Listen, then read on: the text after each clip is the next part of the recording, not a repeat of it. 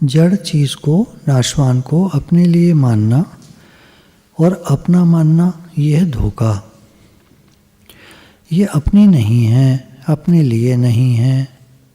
शरीर, घर, सब संसार का। शरीर, घर, ये सब संसार का है। शरीर और संसार ये दो चीज़ नहीं है। शरीर मेरा है तो संसार मात्र मेरा है, सारा का सारा संसार मेरा है। शरीर मेरा है मतलब शरीर से अपनापन कर लिया तो संसार से अपनापन हो गया, अपनेपन का संबंध हो गया। संसार दुखा लिया हम तो समस्याएं सब आ गई ऊपर, दुख सब आ गया ऊपर। इसलिए गुरु कहते हैं शरीर को मैं मेरा मत मानो। शरीर संसार का है, संसार की सेवा में लगा दिया। मैं भगवान का हूँ, भगवान में लग गए, काम बन गया। दोनों काम बन गए। आपको काम करने का शौक है, आपको संसार में खूब जाने का शौक है, आप शरीर को जाने दो। आप क्यों जाते हो? मतलब मैं करता हूँ क्यों कहते हो? मेरा है क्यों कहते हो? भगवान का है, सेवा हो रही है। शब्दों का हेर फेर है। आप शब्दों को बदल दीजिए तो अंदर की मानसिकता बदल जाएगी। खराब बोली और खराब खाना किसी को पचता नहीं है। आप खराब बोल के देखो, सब चिढ़ जाते हैं। आप खराब खा के देखो, आपकी तंदुरुस्ती बिगड़ जाती है। तो इसलिए शरीर को मेरा मत मानो। ये भगवान का है, संसार का है, संसार की सेवा में लगा दो। मैं भगवान से एक हूँ, भगवान से मिलके एक हो जाओ। मैं भगवान का हूँ, भगवान मेरे हैं, ऐसा कहते ही अपनापन भगवान से हो जाता है। और हम कहते हैं संसार मेरा है, मैं संसार का हूँ, तो संसार से अपनापन हो जाता है। संसार दुखालयम अशाश्वतम, तो जाकर संसार के चक्कर में पड़ते हैं और जन्मते मरते रहते हैं। दुख मिलता रहता है, दुख पाते रहते हैं। सही कनेक्शन हो तो बिजली बढ़िया आती है, और गलत कनेक्शन हो जाए तो फ्यूज उड़ जाता है। शरीर और संसार एक धातु से बना हुआ है। देखिए, शरीर 5 तत्वों से निर्मित है, संसार 5 तत्वों से निर्मित है। तो इन दोनों की एकता है। पृथ्वी, जल, अग्नि, वायु, आकाश, इससे संसार बना है। शरीर को संसार से अलग मानना ही गलती है, और अपने आप को परमात्मा से अलग मानना ये गलती है। शरीर संसार का है, ये अपने आप कह दो तो ईमानदारी हो गई, और भगवान को दूजा मान लिया, ये खराबी हो गई। मैं भगवान का हूँ, ये ईमानदारी हो गई। शरीर संसार का है, ये ईमानदारी हो गई। मैं भगवान का हूँ, ये ईमानदारी हो गई। ऐसे देखिए, व्याख्या करें अगर हम, खाली विचार की बात है, ऐसे है नहीं, पर विचार करके देखिए कि एक तो हम हैं, मैं हूँ, एक भगवान है, और एक संसार है। ऐसे हमको दिखता है ना हर समय। मैं दिखता हूँ, शरीर, संसार दिखता है, और भगवान हैं, ऐसा गुरु बताते हैं। तो ये 3 चीज़ हो गई। हमको भले ना दिखें भगवान, पर गुरु बताते हैं कि भगवान हैं। चलो, तो 3 चीज़ हो गई। अब संसार मेरा है क्या? साथ लाई नहीं कुछ, साथ जाएगा नहीं कुछ। तो तीनों कालों में जो वस्तु सत्य न हो उसको सत्य नहीं कहते, ये नियम है। तो तीनों कालों में सत्य न होने से संसार मेरा नहीं हो सकता, है नहीं। मतलब पहले नहीं था, आगे नहीं रहेगा। तो अभी जो हम है कह रहे हैं, ये केवल दिख रहा है, परंतु ऐसा सत्य नहीं है। ये बात हुई। भगवान मेरे हैं, अब इसको देखें तो पहले भी भगवान हमारे थे, आज भी भगवान हमारे हैं, आगे भी भगवान हमारे रहेंगे। तो ये तीनों कालों में सत्य हो गया। तो ये सत्य हुआ। अब रहा मेरा शरीर, जो हम कहते हैं मैं शरीर हूँ। शरीर को देखें तो जन्म से पहले नहीं था हमारे पास, कोई और शरीर था पिछले जन्म का, ये वाला नहीं था।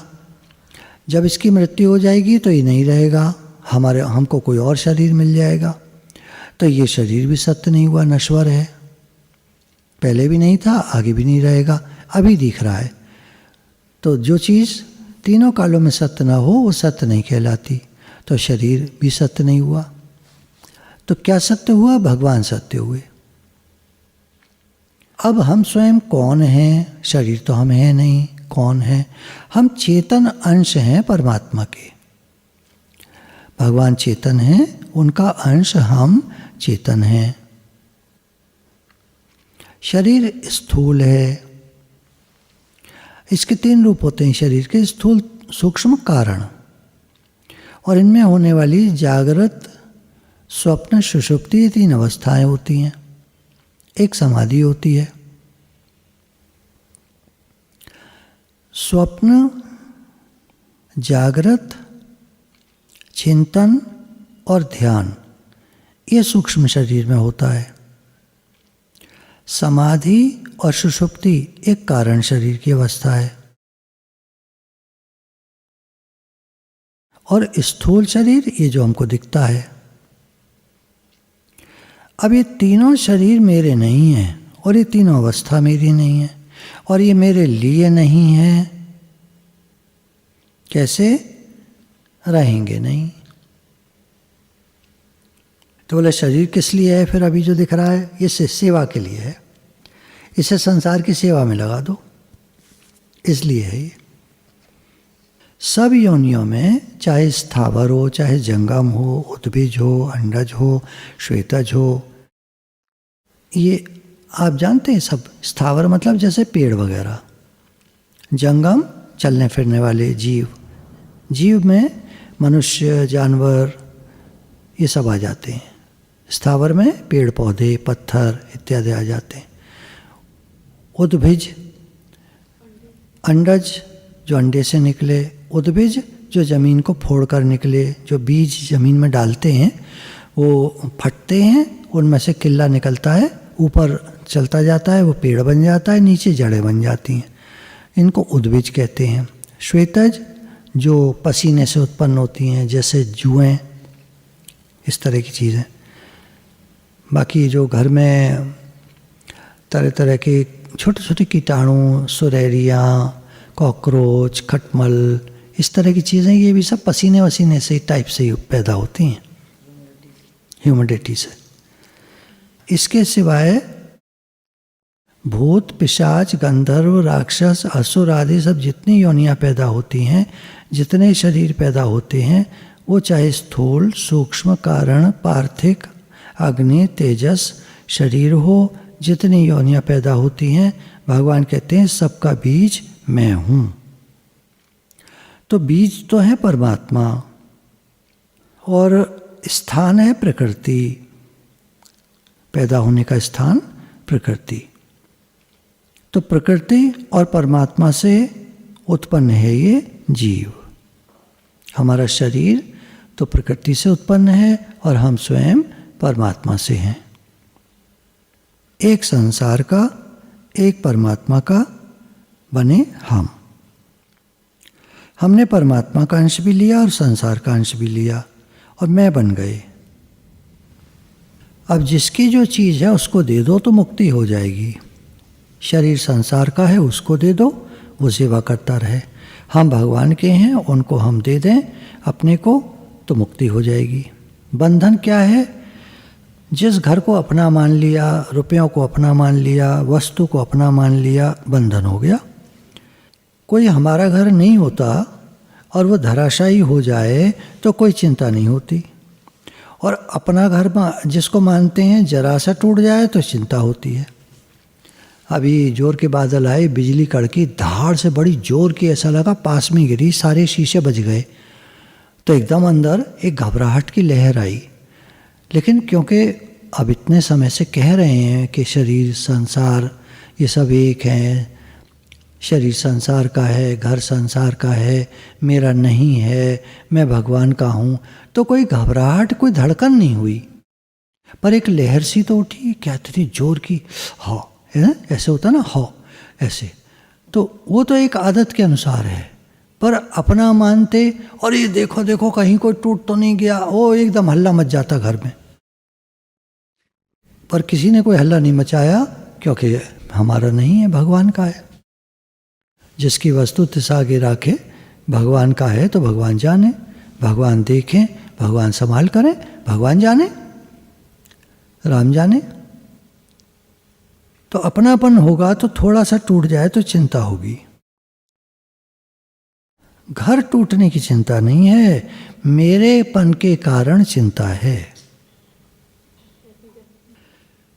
मेरापन है आपका बनाया हुआ, ईश्वर का बनाया हुआ नहीं है, प्रकृति का बनाया हुआ नहीं है, प्रारब्ध का बनाया हुआ नहीं है, आपके खुद का बनाया हुआ है। खुद का बनाया हुआ खुद से ही छूटेगा, ये बात समझने की है। हम कहते हैं मेरापन छूटता नहीं है। अब देखिए, हम ही ने बनाया है, हम ही को किसी तरह अपनी जी जान लगा के इसको छोड़ना पड़ेगा। आसानी कैसे होगी? आसानी एक बात से हो सकती है, अगर हम अंदर में ये बार बार कहते रहें, हे नाथ मैं आपका हूँ आप मेरे हैं, हे भगवान मैं आपका हूँ आप मेरे हैं, ये शरीर संसार मेरा नहीं है, ये सब आपका है, प्रकृति का है, जैसे मर्जी कहो, तो फिर हमारा ध्यान इससे हटेगा। आप देखोगे कि जैसे जैसे आप कहते रहोगे धीरे धीरे ध्यान हटेगा। अचानक कुछ होगा तो आपको एकदम ध्यान आएगा, अरे नहीं नहीं ये मेरा नहीं है, तो भगवान का है। घर की कोई चीज टूट फूट जाती है, बुरा तो लगता है, लेकिन अपनेपन के संबंध से तो बड़ा भारी खेद होता है, परेशानी होती है।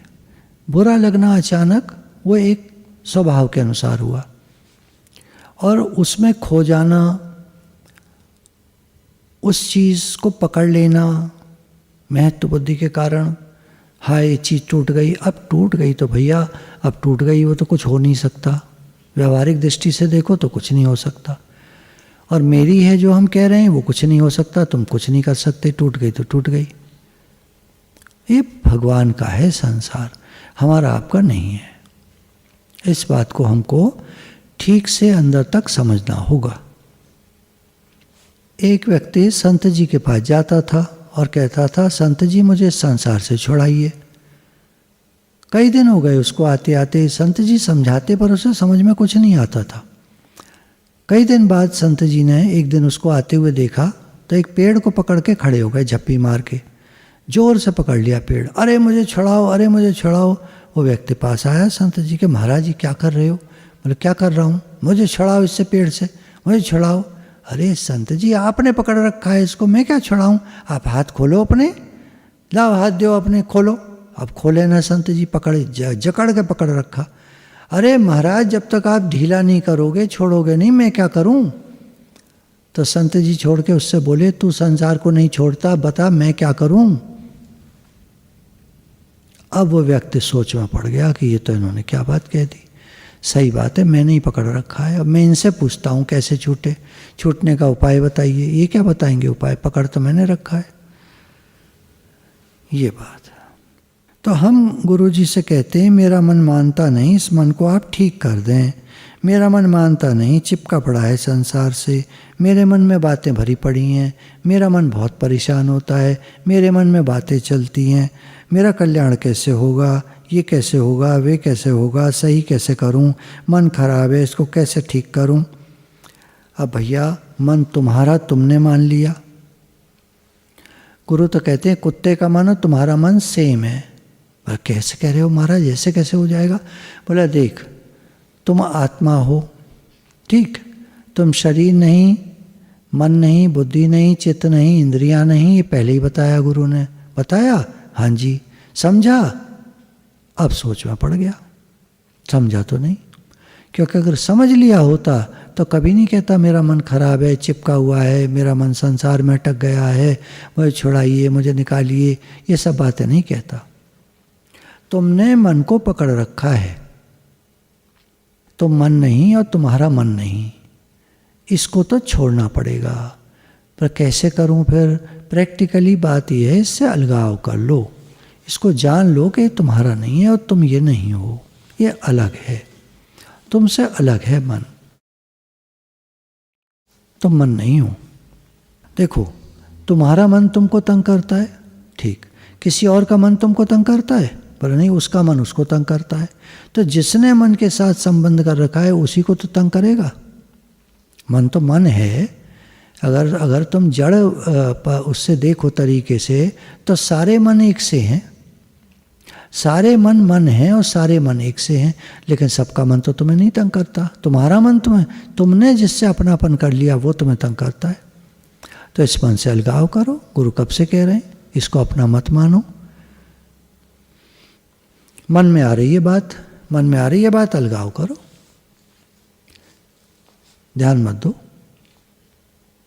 कोई बात तुम्हें परेशान कर रही है, उसको देखते रहो और छोड़ दो। Just observe and leave. अब तुम्हारा मन तुमको तंग करता है और तुम हमसे कहो कि इससे छुड़ा दीजिए, तो भैया एक ही तरीका है, तुम पकड़ो मत, अपने आप छूट जाओगे। तुमने पकड़ रखा है अपने मन को। देखो, जैसे एक घर तुमने अपना मान रखा था, ठीक है, अब उसकी सारी चिंता तुमको होती थी। चलो, अब तुम्हारा मन बना कि अब हम दूसरा एक फ्लैट लेंगे, इस घर को बेच देते हैं। एक बढ़िया सी बिल्डिंग बन रही है पास में, बड़े अच्छे फ्लैट बन रहे हैं, उसमें फ्लैट में बड़ा आराम होता है, चलो फ्लैट में जाके रहेंगे, घर को बेचो। घर का बड़ा चक्कर है, सुबह से रात तक कहीं बिजली की चिंता, कहीं सबमर्सिबल की चिंता, लोगों के आने जाने की चिंता, गेट पे कौन आ रहा है जा रहा है, गेट बज रहा है, कोई खड़ा है, कोई पुकार रहा है, दुनिया भर के झंझटें घर में। तो घर छोड़कर अब हम फ्लैट ले लेंगे। तुमने घर बेच दिया, फ्लैट ले लिया, वहाँ जाके रहने लगे। तुमने देखा एक दिन वो सामने तुम्हारा घर दिखता था, वो कोई तोड़ने लगा। अब तुम जाओगे लड़ने, चिंता करने? बोले चले भी जाओगे तो कहेगा, ए साहब आपसे क्या मतलब है, आपने बेच दिया, हमने खरीद लिया, आपको पैसे मिल गए, जाओ अपने घर में बैठो, यहाँ क्यों आए हो? वो तोड़ ताड़ के बराबर करके वहाँ एक 3 मंजिला इमारत खड़ी कर दे, उसके ऊपर है। तो जब तक हमने अपना माना तब तक सारी चिंता थी, अब छूट गया, अब चिंता खत्म। ऐसे ही मन से अलगाव करना पड़ेगा। जैसे हमने उस घर से अलगाव कर लिया बेच के। अब यह बेचने का तो तरीका नहीं है, पर अलगाव का तरीका है। ध्यान मत दो इस मन की तरफ, ये तो बातें लाता है तरह तरह की। तुम सोच लो तुमको दुखी रहना है या प्रसन्न रहना है, तुम बताओ, तुम्हारे मन की बात बताओ। तुम्हारा अपना क्या समझ है, तुम दुखी रहना चाहते हो कि आनंद में रहना चाहते हो? दुखी रहना चाहते हो तो मन को पकड़ लो, आनंद में रहना चाहते हो तो मन को छोड़ दो। बोले इतना आसान है क्या महाराज? आसान नहीं है भैया, पर बात तो समझो, कहीं से तो शुरू करो, कहीं से तो शुरू करो, मन से अलगाओ। भगवान ने ऐसा बनाया है कि उनसे तो हमारा अपनापन है, और ये शरीर, संसार, मन, बुद्धि, चित्त, इंद्रियां, क्रियाएं, पदार्थ, वस्तु, घटना, परिस्थिति, इन सब से हमारा अपनापन बिल्कुल नहीं है। लेकिन हम क्या करते हैं, यहाँ आकर संसार में भगवान तो हो जाते हैं ऊपर वाले, 7वें आसमान पे, दूर हैं, तीर्थों पे मिलेंगे, कहाँ मिलेंगे पता नहीं। और ये प्रकृति जो हमसे अलग है, ये दिखती है अपने साथ। शरीर मेरा है, संसार मेरा है, घर मेरा है, परिवार मेरा है, चीज़ मेरी है, वस्तु मेरी है, मेरे साथ ऐसा हो गया, वैसा हो गया, मैं। बोला ये गलत पकड़ लिया हम लोगों ने। अब हम छोड़ेंगे तब छूटेगा। ये कुछ भी मेरा नहीं है, कुछ भी रहने वाला नहीं है, एक दिन सब मर जाने वाले हैं। क्या क्या साथ ले जाओगे आप, ये बताओ?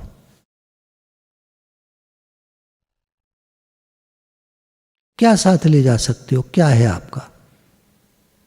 अब चुप हो गए या बोल नहीं रहे? अब बोलो कि क्या क्या ले जाओगे। अच्छा सब चीज़ छोड़ो, शरीर पर आपने एक अंगूठी पहनी हुई है, इसको ले जाना, चलो बाकी सब छोड़ दो। फिर चुप हो गए, बोलते नहीं। अरे भाई बताओ ना, अंगूठी ले जाओगे, ले जा सकते हो? 500 लोग बैठे हैं, देखो एक ना बोल रहा। ऐसी है दुनिया, सब पकड़े बैठे हैं और सबको मालूम है साथ कुछ नहीं जाएगा, आखिरी दम तक नहीं छोड़ेगा, आखिरी दम तक। ये मन ऐसा है, ये आखिरी दम तक नहीं छोड़ेगा। अहंकार आखिरी दम तक लड़ता है, आखिरी दम तक अपना बना के रहता है। अहम भाव जकड़े रहता है आदमी को, छोड़ता नहीं, छूटता नहीं। भगवान से प्रेम हो जाए तभी अहंकार जाएगा, नहीं तो जाएगा नहीं। अहंकार क्या है? मैं हूं और मेरा है। तो ये अपनापन अपना किया हुआ है, ये छूटेगा नहीं। आप छोड़ोगे तो छूटेगा। अब ये जो अपनापन हमने कर लिया है, ये छूटे कैसे? अपनापन क्या है? ये अहंकार है। अपनापन अहंकार ही तो करता है। मैं भगवान का हूँ, भगवान मेरे हैं, तो क्या अपनापन? अपनापन भगवान से है। संसार से अपनापन अहंकार करता है। अब कैसे छूटे? तो भगवान की शरण में चले जाए हम, तो ये छूट जाए। भगवान की शरणागति जितने साधन हैं, उन साधनों में सबसे श्रेष्ठ है और आसान भी है। बहुत बढ़िया है। भगवान हम तो आपके हैं, हम तो आपके लिए जीते हैं, आपके लिए रहते हैं, आपका दिया खाते हैं, प्रसाद पाते हैं, आपके लिए सब काम करते हैं, हम आपके हैं। तो शरणागति सुगम भी है, आसान भी है और बढ़िया भी है। अच्छा, हम लोग साधना करते आए, साधन करते आए। एक बात समझें, मैं गृहस्थ हूँ ऐसा हम लोगों को अभिमान रहता है, और साधना करता हूँ। अब सत्संग में आ गए, गुरुजी के पास आ गए तो साधना करता हूँ। अब मैं गृहस्थ हूँ और साधन करता हूँ, तो गृहस्थ जैसा साधन होगा। यानी गृहस्थ का काम पहले होगा, गृहस्थ का काम में ध्यान लगेगा, मन लगेगा, और साधन गौण हो जाएगा। मैं साधक हूं और गृहस्थ का काम करता हूं, तो साधक की मुख्यता हो जाएगी और गृहस्थ का काम गौण हो जाएगा, है ना। मैं साधक हूं, गृहस्थ में रहता हूं, गृहस्थ की क्रियाएं होती हैं, तो ये तो ठीक है। ये तो भाई जहाँ कहीं तो रहेगा शरीर, संन्यास में रहेगा तो वहाँ कैसे काम करेगा, गृहस्थ में रहेगा तो वहाँ कैसे काम करेगा, संन्यास में और वानप्रस्थ में है तो वहाँ कैसे काम करेगा। पर साधक हूँ, अब मुख्यतः साधक की हो गई। जैसे अब दूसरा देख सकते हैं, मैं साधक हूँ और साधु हूँ। साधु कोई कहे कि मैं साधक हूँ और साधु हूँ, तो साधुपना मुख्य नहीं होगा, साधक मुख्य होगा। उसका साधना पे बल रहेगा, जोर रहेगा, साधुपने पे नहीं। साधु तो अहंकार करते देखे गए, हम साधु हैं, हम तुमसे श्रेष्ठ हैं, तुम तो फंसे पड़े हो, हम छूट गए, ऐसे। तो अहमता बदलने की आवश्यकता है। हम जो करना चाहते हैं, हम साधना करना चाहते हैं, तो अहमता बदलनी होगी। मैं साधक हूँ, ये तो अपनी अहमता को मिटाना है। पुरानी जो कर रखी थी उनको मिटाना है। गीता में जैसे 3 तरह से भगवान ने कहा है, अहंकार को मिटा दें, अहंकार को शुद्ध कर लें, या अहंकार को बदल दें। 3 तरह से भगवान ने कहा है। कर्मयोग में तो अहंकार शुद्ध होता है, भगवान के लिए करते हैं हम सब काम। अब सब काम भगवान के लिए करते हैं तो अब अहंकार शुद्ध हो गया। अपने लिए सब काम करते हैं तो अब ये अहंकार हुआ, वैसा अशुद्ध कहेंगे। तो कर्मयोग में अहंकार शुद्ध होता है, ज्ञान योग में अहंकार मिटता है, और भक्ति योग में अहंकार बदलता है। हम भगवान के हैं, भगवान हमारे हैं, अहंकार बदल जाता है। जैसे लड़की जब ब्याह कर चली जाती है तब कहती है मैं ससुराल की हो गई, पहले कहती थी मैं मायके की हूँ, तो अहमता बदल गई। अहमता बदलना हम सबको आता है। पहले हम कहते थे हम बच्चे हैं, फिर हम कहने लगे हम जवान हैं, फिर हम कहने लगे हम बूढ़े हैं। पहले हम मान लीजिए घर में रहते थे तो उस घर में रहते हैं, अब दूसरा चेंज हो गया तो उस घर में रहते हैं। तो अहमता बदलनी हमको खूब आती है। पहले किसी ने कहा कहाँ रहते हो, मैरिज रोड पर, अब कहाँ रहते हो, जनकपुरी में। अहमता बदल गई। तो अहंकार बदलना हम सबको आता है, सुगम भी है, आसान भी है। जैसे कुंवारी लड़की अपने कुंवारी समझती है और ब्याह होने पर ब्याह ही समझती है, मेरी शादी हो गई, अब मैं शादीशुदा हूँ, ये अहंकार बदल गया। पहले कहती थी मैं लड़की हूँ, कुंवारी हूँ। जैसे कोई साधु हो जाता है तो अब वो ये नहीं कहता कि मैं गृहस्थी हूँ, उसको ये अहम नहीं रहता कि मैं गृहस्थी हूँ, अब उसका अहम बदल जाता है, वो कहता है मैं साधु हूँ। अब बढ़िया बात क्या है, हमको अहमता ये बदलनी चाहिए कि हम साधक हैं, साधना करने वाले हैं, हम तो साधक हैं। आप गृहस्थी बनोगे तो गृहस्थी की तरह काम करोगे, फिर साधक बनोगे तो साधक की तरह गृहस्थी का काम करोगे, वो ज़्यादा बेटर है। गृहस्थी बनोगे और साधना करोगे तो गृहस्थी की तरह साधना करोगे, काम भी वैसे करोगे, रहोगे गृहस्थी। जैसे मान लीजिए गुरु ने कहा अब आप भजन किया करो, अब आप माला किया करो, 64 माला रोज की करो, 16 करो, 48 करो, जैसे गुरु ने कहा। अब हम माला करने लगे। अब हम गृहस्थी हैं और माला करते हैं तो माला बढ़िया नहीं होगी। हम भजनानंदी हैं और गृहस्थ में रहते हैं तो गृहस्थ का काम करते हैं, तो अब आपकी माला भी बढ़िया होगी और गृहस्थी का काम भी बढ़िया होगा। विचार करके देखो, आप बताओ। हम गृहस्थी हैं और माला करते हैं, आपकी माला कैसी होगी? हम भजनानंदी हैं, माला करने वाले हैं और गृहस्थ का काम करते हैं, अब आप बताओ कैसे, कौन ज़्यादा बढ़िया है? अहमता को बदलना इसलिए आवश्यक है। गृहस्थी होकर आप कोई भी करो काम, कोई भी चीज़ करो, जैसे आप माला करो, आप साधना करो, आप ध्यान करो, आप भजन गाओ, आप कीर्तन करो, रहोगे आप गृहस्थी। पूजा करते हैं हम, कौन हो आप? गृहस्थी हैं, पूजा करते हैं, तो पूजा वैसी होगी टालम टोली वाली। हम तो अब पंडित हो गए, अब हम पूजा पाठ हमारा मुख्य हो गया, गृहस्थ में तो रहते हैं। आपका देखो कैसे बढ़िया पूजा होगी। ध्यान कोई करता है, हम गृहस्थी हैं और ध्यान करते हैं, बताओ कैसा ध्यान होगा। हम तो अब राजयोग के मार्ग पर चल पड़े, अब तो हम राजयोगी हो गए, अब हम ध्यान हमारा मुख्य हो गया। समय मिलता है ध्यान में बैठ जाते हैं, मतलब बाकी समय क्या करते हो? बाकी गृहस्थी का काम कर देते हैं। गृहस्थी है, गृहस्थी में रह रहे हैं तो गृहस्थी का काम कर देते हैं। हम ध्यानी, ज्ञानी, ध्यानी या जो भी कहें, राजयोगी हैं हम। ऐसे अहमता बदलने से बहुत फर्क पड़ता है। अहमता बदलनी अत्यंत आवश्यक है। हम साधक हैं तो अब साधना होगी सब तरह की, जैसी आप चाहो वैसी साधना होगी। कहाँ रहते हो? गृहस्थ में रहते हैं हम, सन्यासी तो कोई है नहीं, गृहस्थ में रहते। अब साधना हो रही है और काम हो रहा है, काम सेकेंडरी है, उसी तरह होगा वो, और बढ़िया भी होगा। आप कहो बढ़िया करें तो बढ़िया करो, पर हो आप साधक, ये ध्यान रखना। काम बढ़िया करते हो, गृहस्थिया काम बढ़िया करते हो, पर हैं हम साधक।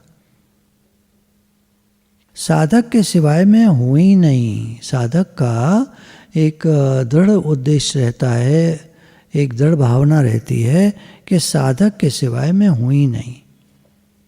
अब साधक के साधना करने में गृहस्थ भी गृहस्थ आश्रम है, अर्थात इससे गृहस्थ आश्रम सुधर जाएगा। साधक है तो बढ़िया करके काम करेगा, अहंकार नहीं करेगा, कोई गड़बड़ नहीं करेगा काम में। साधक तो श्रेष्ठ होता है ना, अच्छा होता है। तो साधक गड़बड़ थोड़ी, गृहस्थी बहुत गड़बड़ होता है, मनमाना आचरण होता है, भोगों की प्रधानता रहती है। खाएं पिएं, भोगें, खूब आराम करें, बिस्तर पे सोएं, बढ़िया डनलप का गद्दा हो। गृहस्थी को तो सुख आराम चाहिए ना, और उसमें साथ में साधना जुड़ गई। हाँ करते हैं, साधना भी करते हैं हम गृहस्थी। देखो कितना फर्क है विचार में। अच्छा, साधक को राग द्वेष छोड़ने होते हैं। राग द्वेष काफ़ी लंबे समय तक हमारे साथ चलते हैं। विचार करते करते कि साधक को तो राग द्वेष छोड़ने होते हैं, तो धीरे धीरे धीरे धीरे लंबे प्रयास से ये कम होते चले जाते हैं, शिथिल होते चले जाते हैं। अब ये तो नहीं कह सकते कि राग द्वेष पूर्णतः समाप्त हो जाते हैं, नहीं हो जाते, हमें नहीं मालूम, पर कम होते चले जाते हैं, ये हम सबका अनुभव है। पहले जैसे राग द्वेष थे जब हम सत्संग में आए थे, वैसे नहीं रहे। होते हैं पर ऊपर ऊपर के होते हैं, झट निकल जाते हैं। अभी आई कोई बात, अभी खत्म। ऐसे तो राग द्वेष से काम बिगड़ता है। साधक के भाव ने अहम का परिवर्तन कर दिया। साधक का भाव जब हमारा बना तो उससे अहम का परिवर्तन हो गया। अब हम साधक हैं और हमारा संबंध भगवान के साथ है, संसार के साथ नहीं। हम भगवान के हैं, भगवान हमारे हैं, ये साधक हुआ। मैं संसारी हूँ, ये संसारी हुआ। उसका संबंध संसार से रहता है। तो अब हम कौन हैं, विचार करें। संसार से विमुख हुए तो भगवान के हो गए, भगवान के सम्मुख हो गए। सम्मुख होए जीव में जब ही जन्म कोटि अगनासि तभी। भगवान ने कहा है कि जब जीव मेरे सम्मुख हो जाता है तो जन्म जन्म के उसके पाप मैं नष्ट कर देता हूँ। साधकों के लिए कितनी बढ़िया बात है। वो भगवान के सम्मुख हो जाते हैं, उनके सारे पाप भगवान नष्ट कर देते हैं। अब मैं भगवान का हूँ, साधक हूँ, साधना करूँगा, ऐसा उसका भाव रहता है। इससे जितने काम होंगे सब साधन हो जाएंगे। आपके संसार के काम, चाहे कोई जन्मे, कोई ब्याह करे, कोई मर जाए, कोई कुछ काम करे न करे, ये हो वो हो, अब तो हम साधक हो गए। अब साधना ही होगी और हम तो अपने साधक पने में ही रहेंगे। कोई कैसे भी करे, करने दो भाई। जो जैसे करना कर रहा है उसे करने दो। क्यों पछड़े में पड़े हम।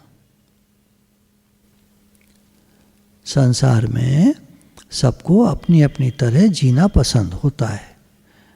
सास बहू की जो लड़ाई हमेशा से रही है, हमेशा से, राम जी के समय से, उससे भी पहले से, सतयुग से, तो उसमें कारण यही रहा कि भाई सब अपनी अपनी तरह चलना चाहते हैं। तो अगर अपनी तरह चलने दो तो कोई झगड़ा नहीं है, कोई लड़ाई नहीं है। कोई भी रिलेशन हो, अपनी तरह चले व्यक्ति तो कोई झगड़ा नहीं है।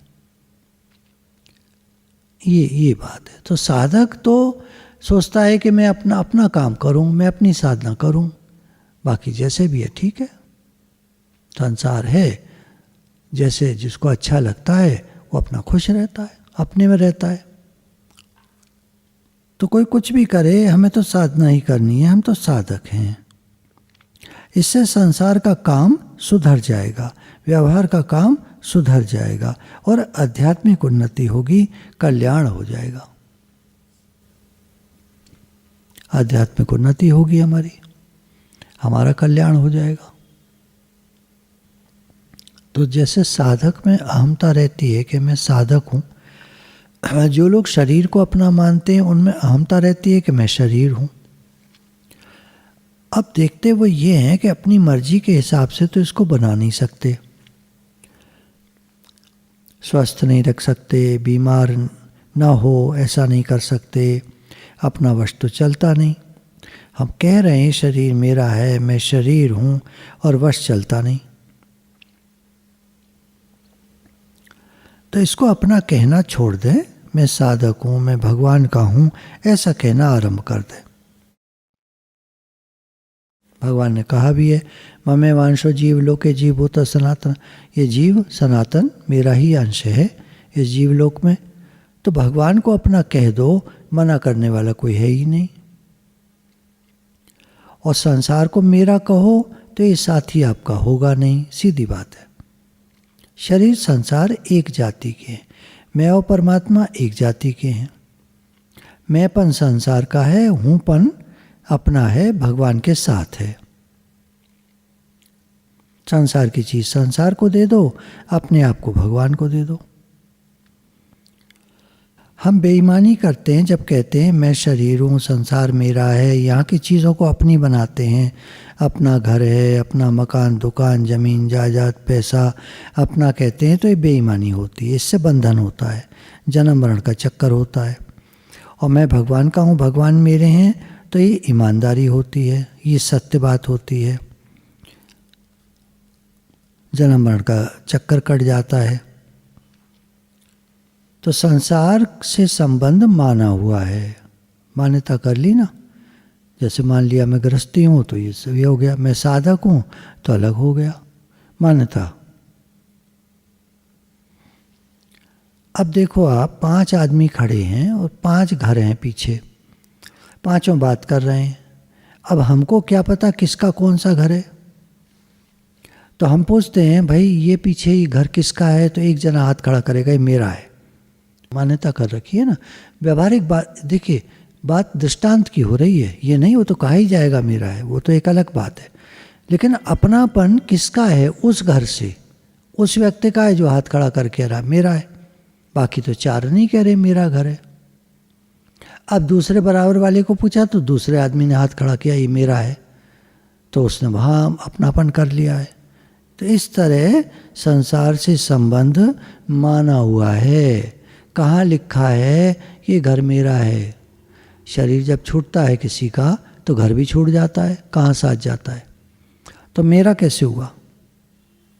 एक व्यक्ति एक संत के पास गया, बोला महाराज मेरा कल्याण हो जाए, मुक्ति हो जाए। संत ने कहा भजन करो बेटा, ध्यान करो। बोला नहीं महाराज ये तो हमसे नहीं होगा, आप हमारी मुक्ति का कोई उपाय बताओ। तो बाबा जी ने उठे और गंगा जी किनारे जाकर कहने लगे देखो वो सामने मगरमच्छ है, वो कहे मैं प्यासा हूँ तो तुम क्या जवाब दोगे? जल के प्रवाह में है, मुंह खुला हुआ है, पानी उसके मुंह में जा रहा है और वो कहे मैं प्यासा हूँ तो क्या जवाब दोगे? थोड़ा पानी पिला दो, क्या जवाब दोगे? कैसी बात करता है? जल का प्रवाह आ रहा है, मुंह में पानी जा रहा है, पेट में नहीं जा रहा तो कोई क्या करे? तो मगरमच्छ के और मछली के पानी पीने का तरीका होता है कि वो पलट जाते हैं, उल्टा हो जाते हैं और पानी उनके पेट में चला जाता है। तो तू भी बेटा संसार से पलट जाएगा, जब पलट गई मेरी नैन पुतरिया, संसार से पलट जाएगा तो तुझे भगवान मिल जाएंगे। वो कैसे पलटना क्या है? बोला भजन कर, ध्यान कर, कीर्तन कर, ये पलटना है। नहीं पलटेगा तो बंधन है, माना हुआ है। बंधन कोई नहीं है पर तुझे लगता है बंधन है। जन्म मरण का तेरा चक्कर तैयार है, छूटने का उपाय है भजन। गुरु भगवान के शुक्राने, के शुक्राने, के शुक्राने, के शुक्राने, के शुक्राने।